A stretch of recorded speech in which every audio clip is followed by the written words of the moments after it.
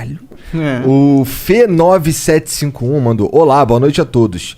Sou Felipe Ferreira, experiencioso pro Rodrigo Silva vir ao Flow, para ver o papo com vocês, para ver o que sairia dessa mistura. Queria que o pastor apresentasse a vocês as profecias de Daniel, para ver o que o monarca vai achar. Jesus está voltando, valeu. Como é o nome dele? Felipe Ferreira. Felipe significa domador de cavalos. Já que o Felipe falou, Felipe era o nome do pai de Alexandre o Grande. É interessante que não vale Rodrigo, nada. E Rodrigo? Rodrigo significa... Rodrigo vem do saxão. Rodericum. Significa aquele que é rico em glória. Eita! Tanto é que as línguas saxônicas, como o alemão, como o inglês, o nome Ricardo vem da mesma raiz. Fala rich, rico, Richard. Pode crer. Né? Bom, vamos lá. O que o Felipe deve estar falando é o seguinte, que o Daniel... Tem um lance muito interessante com o Daniel. Nabucodonosor veio em 605 a.C., cercou Jerusalém, depois em 587 ele destruiu o templo, e nessas vindas ele levou muito judeu cativo para a Babilônia. Né? Levou muito judeu cativo para a Babilônia. E levou um jovem chamado Daniel. E ali a Bíblia fala que o rei teve um sonho, e ele ficou confuso com o sonho. Daniel foi lá, interpretou o sonho do rei e falou: olha, rei, Deus deu esse sonho para você para mostrar o que vai acontecer no futuro da humanidade. E o sonho do rei foi um sonho onde ele viu uma estátua com vários elementos, ouro, prata, bronze, ferro e ferro misturado com terra, com barro. Se eu tivesse uma Bíblia aqui, eu teria, mas ficou no carro. Mas tudo bem, eu vou citando aqui. Aí, Daniel capítulo 2, depois o pessoal pode ler em casa.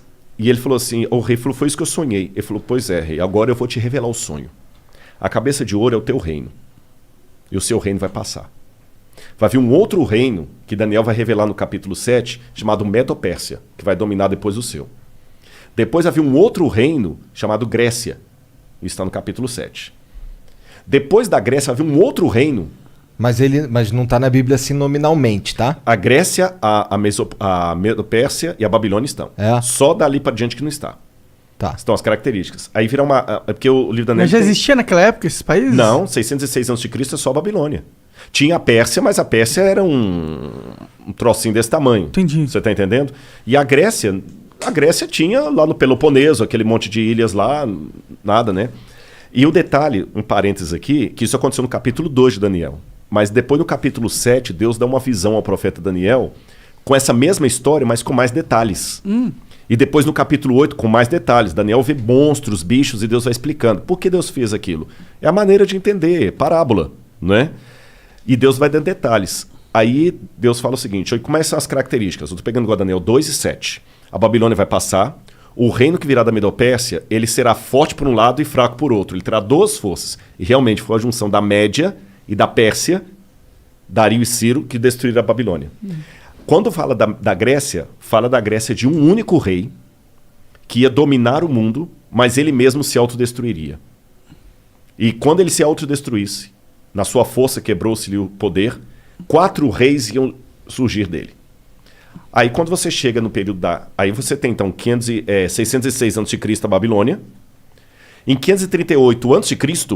veio a Medo-Pérsia e destrói a Babilônia, igual Daniel falou. Em 331 a.C., Daniel já tinha virado farinha, vem o filho de Filipe, Alexandre o Grande, da Macedônia, e começa a fazer as conquistas gregas. Igual a profecia falou. Entendi. E Alexandre o Grande, ele só ia conquistando e não voltava, conquistando e não voltava. E como é que Alexandre morreu? Ele se autodestruiu praticamente, porque ele morreu em 323 a.C., com 33 anos de idade. Aí tem algumas versões, alguns acham que ele contraiu febre tifoide na Índia, outros acham que ele resolveu beber uma taça de vinho para cada ano da vida dele. Eu sei que na sua força ele se quebrou. O reino de Alexandre não foi dominado externamente por ninguém, ele mesmo morreu. E ele não deixou descendente, porque ele tinha um filho com Roxane que foi morto. E aí, o que aconteceu depois da morte de Alexandre? Lembra a profecia? Depois que esse rei se quebrar, vão vir 4 no lugar dele repartindo o reino. O reino de Alexandre é repartido entre seus 4 generais. Cassandro, Seleuco, Lisímaco e Ptolomeu. Igualzinho a profecia falou, e Daniel já tinha virado farinha aí. Daniel é 606. Estou falando em 331 a.C. Traz para frente. Aí falou que depois que esses 4 divisões se sugeria, aí viria um reino que dominaria todo mundo com mão de ferro. E ele duraria muito tempo. E vai falando das perversidades. Aí quando você pega quem substituiu ali depois dos 4 Diódoros de Alexandre, Roma. E fala detalhe por detalhe de Roma. Aí quando fala dos pés em ferro com barro, fala o seguinte: esse último reino será o último reino da Terra. Ele não será um reino mundial como os anteriores. Assim como ele tinha uma parte em ferro e uma parte em barro, esse reino será um reino dividido entre nações, onde ele terá, por um lado, a força do ferro, por outro lado, a fraqueza do barro. Durante muito tempo, essas nações tentarão se unir por acordos, contratos e casamentos. Mas assim como o ferro não se mistura com o barro, eles não se unirão. Aí quando você continua estudando a história geral, o que acontece em 476 d.C.? Cai o Império Ocidental Romano. E ele é dividido entre as tribos bárbaras que atacaram Roma e que viraram os países da Europa Ocidental hoje. Que durante toda a história da Europa ficou fazendo o quê? Tentando se unir. Através de casamento, por exemplo. Dom Pedro I era filho de Carlota Joaquina. A esposa dele era princesa da Áustria. Tá certo? A Rainha Vitória chegou a ser chamada de vovó da Europa, porque ela tinha parente em todo lado. Lembra que o que casou com a Elizabeth agora, ele era de sangue alemão e estava na Grécia. A Europa toda tem parentes e eles não conseguiram unir a Europa. O que Napoleão tentou? O que Carlos Magno tentou fazer? Unir a Europa, não conseguiu. O que Napoleão tentou fazer? Unir a Europa, não conseguiu. O que Adolf Hitler tentou fazer? Unir a Europa e não conseguiu. Mercado como europeu, unir a Europa e não conseguiu. Agora o Brexit. A Europa pensou que unir, rachou de novo. E a profecia falou que esse reino seria um reino dividido até o fim, quando então virá uma pedra do céu, que é a volta de Jesus. Eu dei um panorama assim rápido, sabe? Então acaba com o cometa. Não, aí é um símbolo da volta. Não é um asteroide. Fala que é uma pedra como se fosse tirada uma montanha. É um símbolo da intervenção divina na história. Entendi. Nos dias desses reis. Então, cara, é muita coisa coincidindo assim que você vai assim, mas aconteceu ao pé da letra. Esse é só um exemplo. A Bíblia está lotada de profecias. Não são profecias como música de Roberto Carlos quando você está na fossa. Qualquer uma conta a sua história. Você entendeu? Não tem música assim. Qualquer uma conta a sua história. Você tá lá, tomou um pontapé no traseiro da menina, parece que a música foi feita pra você. Sim, histórias que são arquétipas. Não, tipo não é o caso. Do herói. Isso aqui é... Histórias que se repetem na humanidade. É muito legal. E eu vou fechar essa resposta aqui, que foi só uma pincelada que eu dei, né? Durante muito tempo, muitos pensavam que tudo de Daniel era um mito. Por exemplo, se você conversasse com um cético no século XVII, XVIII, até o início do século XIX, ele dizia assim... Daniel não foi o cara que leu umas paradas que foram escritas na parede com sangue? Foi o Belsazar, que era o rei da Babilônia. Eu vou falar dele na arqueologia. Olha que interessante. Segura que eu vou falar dele. Um cético até por volta de 1820 ia falar com você assim: livro de Daniel é todo mito, bobagem, nada disso aconteceu, porque a arqueologia não existiu Babilônia. Pelo menos o grande império da Babilônia não existiu. Você vai no rio Eufrates de fora a fora e não vê nenhuma Babilônia ali. E a Bíblia e Heródoto falavam que a Babilônia, o rio Eufrates cortava a cidade, igual o Tietê e Pinheiros corta São Paulo. Aí você vai de Tietê de fora a fora e não vê rastro de cidade. Até que, em 1899, um pouco antes, a Layard começou a explorar algumas coisas e ele conseguiu encontrar tijolos com escrita estranha, que foram decifradas e descobriram o nome de Nabucodonosor. Eu mesmo tive a oportunidade de traduzir um tijolo com escrita cuneiforme.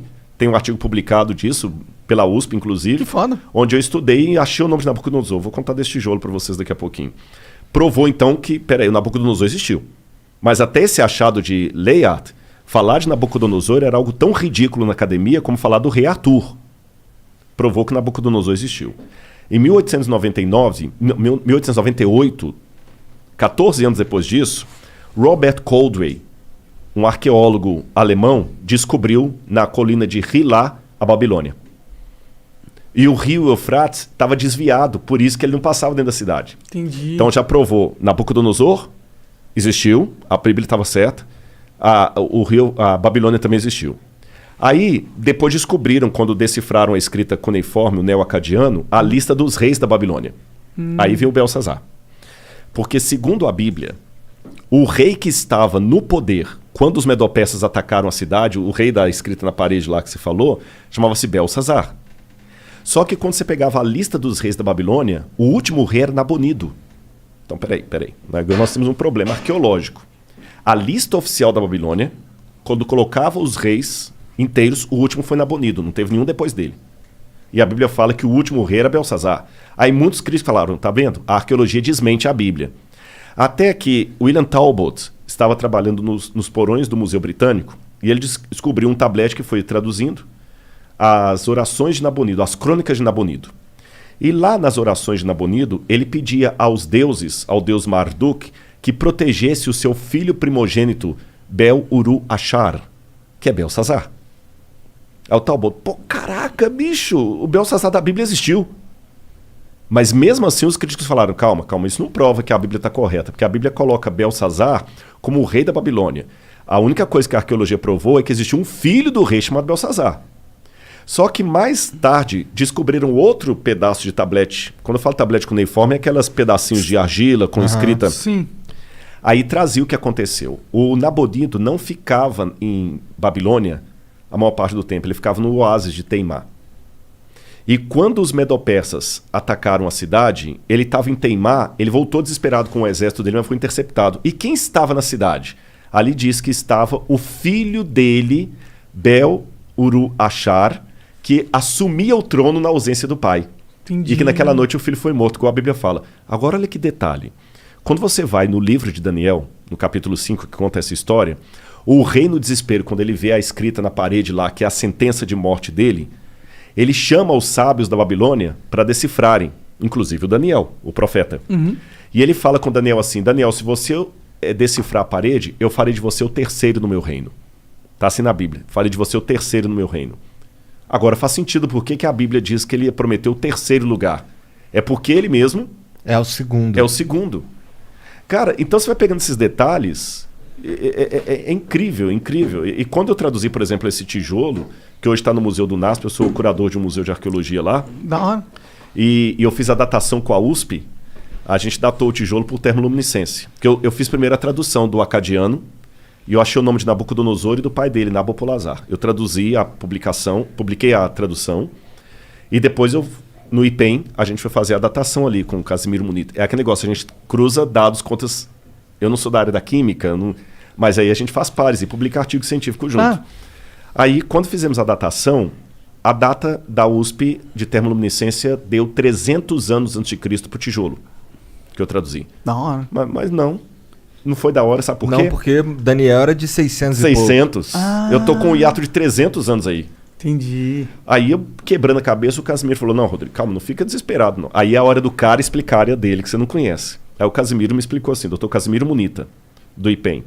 Ele falou assim, Rodrigo, a gente consegue, pela termoluminescência, datar a última queima da cerâmica. Então essa cerâmica pode ter 2.000 anos. Mas se ela sofreu um incêndio 300 anos atrás, ela vai dar que tem 300 anos. Entendi. Porque eu tô datando a queima dela e não a primeira queima. Se você coincidir de ela não ter passado por nenhum incêndio, você vai estar datando o dia que ela foi levada ao forno. Mas se ela teve um incêndio depois disso, zera. Eu falei, então bingo. Ele falou, não tem nada na história que mostre.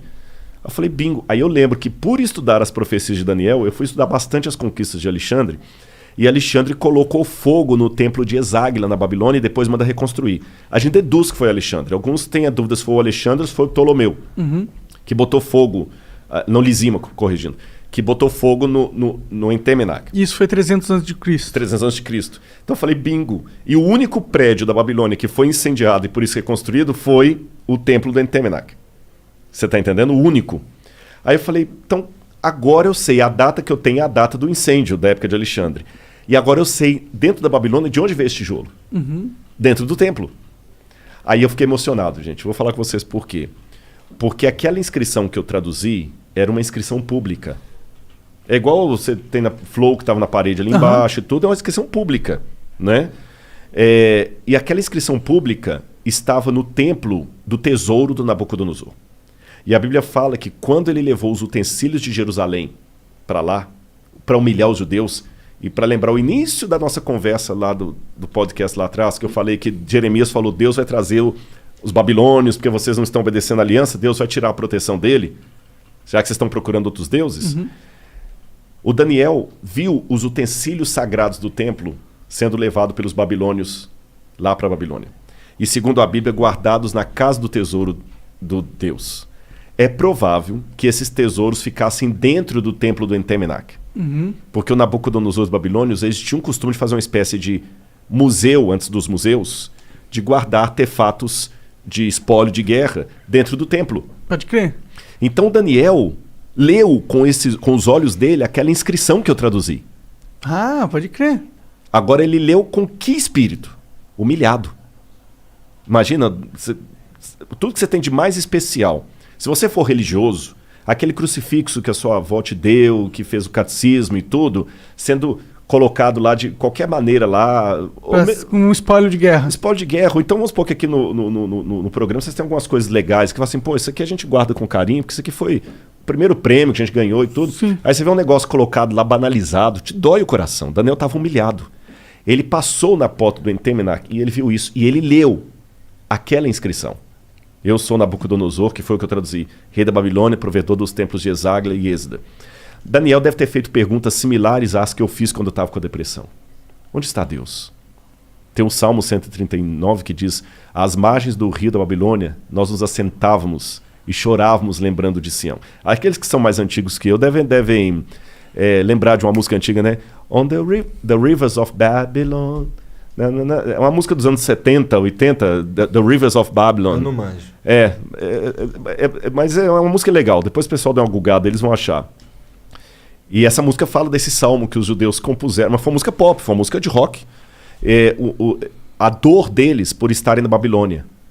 No salmo fala assim, os que nos levaram presos pediram que nós cantássemos alguma música da nossa cidade, da nossa pátria. Mas como nós podemos cantar a música da terra com o nosso templo destruído? Então Daniel estava arrasado, igual eu estava lá no Cevisa. Daniel leu aquela inscrição como um símbolo de humilhação. 2.600 anos se passaram. Aquela inscrição, por um golpe de sorte, não sei, entre aspas, foi encontrada por um brasileiro lá no Iraque, quando trabalhava na Mendes Júnior em construção civil. Olha lá. Esse brasileiro ia passear nas ruínas lá e via aquele monte de pedra, fez amizade com um soldado lá, futebol, Pelé. Cara, deixa eu levar um souvenir pro Brasil. Pega o que você quiser. E ele escolheu, no meio do monte de monturo lá, esse tijolo, porque tinha uns desenhos legais. Chegou no Brasil, ele falou: o que eu vou fazer com isso? Vou jogar isso fora. Aí a mulher dele falou o seguinte: não joga fora não. Doa isso pro professor Paulo Barbosa, ele é professor da escola adventista lá, de história, ele pode usar, que doou. Esse professor Paulo ficou com essa pedra uns 30 e tantos anos. Ele até morreu, esse professor. Quando foi um dia, ele foi visitar o museu do NASP e ele viu alguns tabletes com inscrição cuneiforme. E eu estava no museu nesse dia. E eu falei: eu tenho lá em casa um tijolo com esses desenhos. Eu vou doar para vocês. Que legal. Cara, eu fiquei, sabe? Como é que é? Quando eu fui à casa dele, eu peguei o tijolo na mão assim com os desenhos. Se você colocar aí, se não for abusado sobre vontade, se você colocar assim, tijolo babilônico Rodrigo Silva, vai aparecer uma foto do tijolo aí na internet, assim, tudo, né, cara? Hoje em dia é só clicar. Aí o que acontece? Eu peguei aquele tijolo, quando eu falei: professor, isso aqui não é desenho não, isso aqui é inscrição cuneiforme. Ele falou: aí o que tá escrito isso aí? Eu falei: não dá para escrever. É esse aqui, ó. Esse aqui, ó. Eu falei no ex-ateu, graças a Deus. Eu nem sabia disso aqui, não tem nada a ver com isso. Um ex-ateu Blogspot. Eu nem sei quem é, viu? Mas é esse tijolo aqui, ó. É esse aqui, ó. Ali, eu não sei se o pessoal de casa vai ficar tão nítido das fotos, que às vezes não dá, né? Não, mas ele sabe que a gente pesquisou. Pesquisou, né? Então ali aquela primeira... Parece um asterisco. Parece. Se lê Dingir em acadiano. Dingir. Dingir é um epíteto de um nome divino, mas ao mesmo tempo como o nome de um rei, logo em seguida. Aí você tem essa língua silábica, ela não é alfabética. Aí você lê Dingir, Nabucodonosor, Lugal. Lugal é rei em acadiano. Bom, antes de entrar na tradução, eu lembro que quando ele colocou o tijolo no meu colo, falando que era desenho, eu falei: professor, isso aqui não é desenho, isso aqui é escrita. Aí ele falou assim: então lê para mim o que ele está falando. Não dá para ler igual você lê a Folha de São Paulo. Pô, não... eu leio isso aí, mas eu não sou professor de acadiano. É que quando você faz arqueologia, a gente estuda um pouco de egípcio, acadiano. Aí tu sabe o que é e daí tu leva pro especialista. Exatamente. Aí você vai pesquisando, vai traduzindo aos poucos. E tem muita língua que você até estudou, mas se você não está falando, você esquece. Tem muita coisa que eu esqueci. Egípcio, eu ainda dei aula de egípcio na faculdade, mas acadiano eu nunca lecionei. Mas eu falei: mas eu posso decifrar. Aí peguei meus dicionários lá, meus léxicos e tudo, e consegui decifrar. Então ali tá: eu sou Nabucodonosor, Lugal, rei de Acadê, Babilônia, rei da Babilônia, provedor na segunda linha dos templos de Êsida e Eságila, que é justamente o outro nome do Entemenac, aqueles templos lá. E embaixo fala filho, aí tá borrado, porque quando eu fiz a tradução, eu mandei para professores de Harvard, da Andrews, de Budapeste, que são realmente, os caras são os bocas em acadiano, para ver se eu não fiz bobagem, né? E eles confirmaram. E um professor de Budapeste acredita que onde está borrado aqui, que eu não consegui traduzir, seria filho primogênito de Nabopolassar Lugal Acadê, rei da Babilônia. E esse símbolo aqui é igual aquele lá, não? Só que aqui você lê Acadê. Lá é Dinger, aqui é Acadê. Você entendeu? Que é o nome da cidade. É porque o sumeriano ele traz os símbolos e dependendo de onde está ali na frase, a sílaba é outra. Que viagem. Nossa, deve ser um inferno ler isso. Não mas é legal. Aí eu sei que eu peguei o tijolo, traduzi, publiquei, porque a gente tem um negócio chamado currículo Lattes, que você precisa de vez em quando botar É igual o Instagram, tem que botar uma fotozinha lá, senão o pessoal É o Instagram dos inteligentes. Aliás, eu vou aproveitar aqui, vou pedir o pessoal do Instagram, eu deve ter com quase 300 e tantos mil seguidores. Podia verificar a gente e também. Não verificar, você também não? Eu vou verificar o Rodrigo e o Flow. Como assim? Vocês 1 milhão e... Eu não a Laura tenho... falou que, como assim, 1 milhão e não são verificados? Eu não sou verificado no Twitter, o Flow também não é, por aí vai. Isso deve ser algum complô da NASA para não permitir que as verdades do Flow cheguem... Eu vou explicar bem o que é. Existe um esquema onde agências vendem verificado. Dinheiro. Eu também tô achando que é isso. Não, é isso. É isso. Poxa vida. É porque já chegou pra mim várias vezes. E como que você valoriza um item? Você diminui a oferta. Então dá pra você comprar uns verificados. Mas o que importa é que o pessoal tem indo lá. Mas qual que é teu Instagram? É Rodrigo Silva Arqueologia. Tudo junto? Tudo junto. Rodrigo Silva Arqueologia. Tudo eu botei, Rodrigo Silva Arqueologia. O YouTube também, Rodrigo Silva. Na verdade, gente, quer outro milagre? O meu YouTube tá com 1 milhão e 100 e poucos mil. Eu não sei como, porque eu não sou youtuber, não tem nada. Quem me ajuda é minha esposa. O conteúdo deve ser interessante.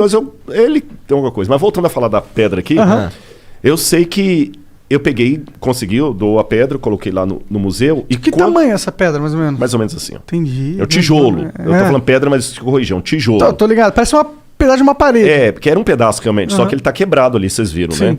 Aí botei no museu, mas aí só uns 5 ou 8 anos depois, que eu fui fazer a outra pesquisa com a pedra, pelo museu, pro IPEM, porque como eu falei, de vez em quando você tem que ter um artigozinho científico lá. Hoje tá difícil, eu tô escrevendo outros livros, eu não tô com condição de publicar tantos artigos científicos, mas muita gente vai olhar o seu Lattes. Se você não tem nada de publicação acadêmica, congresso e tudo mais... Não passa confiança. Não passa confiança. Mas então, de vez em quando eu tenho que botar alguma coisinha lá. Então eu peguei e publiquei com a USP a datação. Foi aí na datação que completou o quebra-cabeça. Veio de Eságila. Aí agora sim... E mesmo sendo acadêmico, eu dei o espaço para o romantismo.